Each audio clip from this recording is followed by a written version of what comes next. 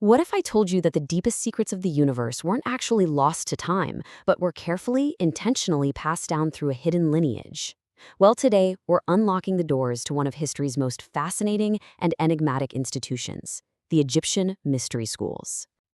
And to really get us in the right headspace, let's start with this idea. We're not just looking at history books here. We're trying to tune in to an ancient frequency, a sacred kind of knowledge. It's an invitation, really, to listen to the secrets that are still whispered by the sands of time. All right, let's dive in, starting in ancient Egypt, or as the people who lived there actually called it, Kemet. And for a moment, I want you to forget the typical images of just pyramids and pharaohs, because this place, it was a profound spiritual crucible. You see, in Kemet, reality itself was seen as this intricate, divine tapestry woven with symbolism and meaning.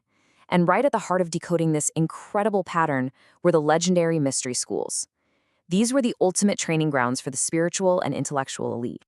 And let me tell you, their curriculum was anything but ordinary. This was a complete system for understanding the cosmos and, more importantly, understanding yourself. It covered everything from the movement of the stars and the patterns in sacred geometry to the deepest, most profound mysteries of life and death itself. But here's the key. The ultimate goal wasn't just about memorizing facts. It was about transformation.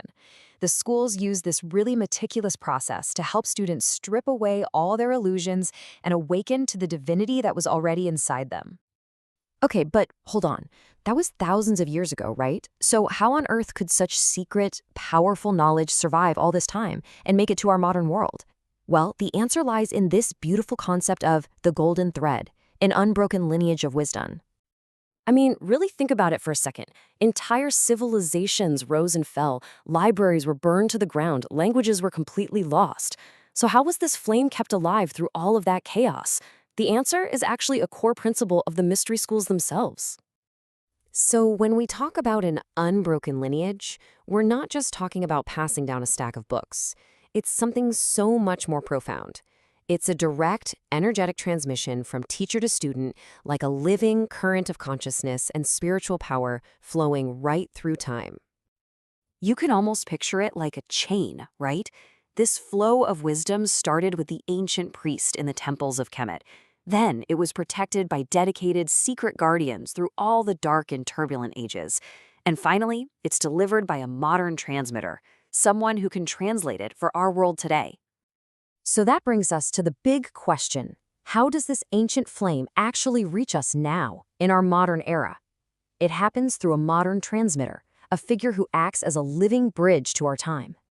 The idea is that this golden thread never broke. It just went underground for a while, preserved in secret societies. And today, people like Gudni Gudnason are working to bring this living, breathing lineage back into the light, making it accessible to all of us once again. Now, of course, the tradition has adapted. It has to.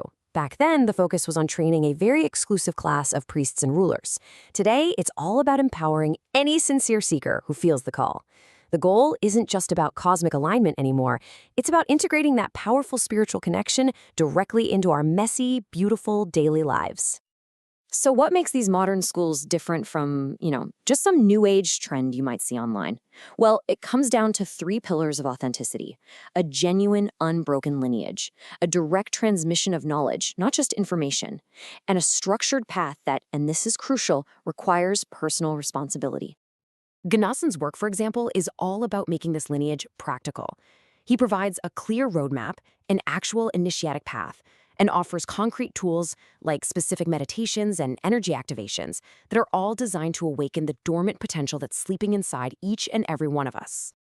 Which brings us to, I think, the most important question of all.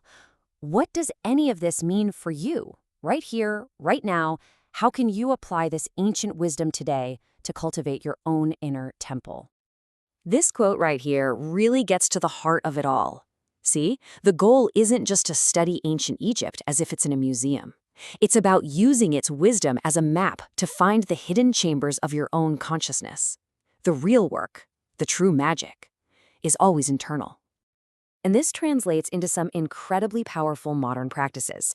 The ancient principle of Ma'at, which is all about cosmic harmony, becomes a daily practice for creating more balanced and healthy relationships.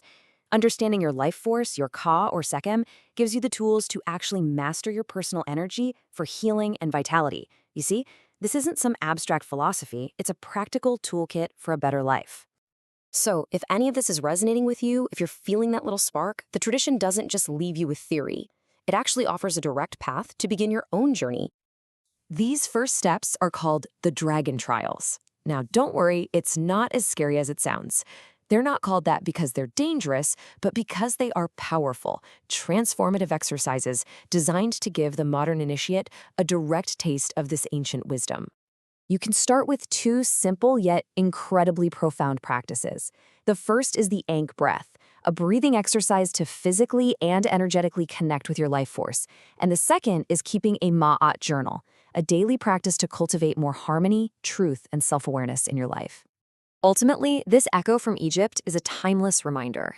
It's telling us that the greatest pyramids, the most sacred temples, they aren't built of stone out in some desert. They're waiting to be discovered right inside our own being.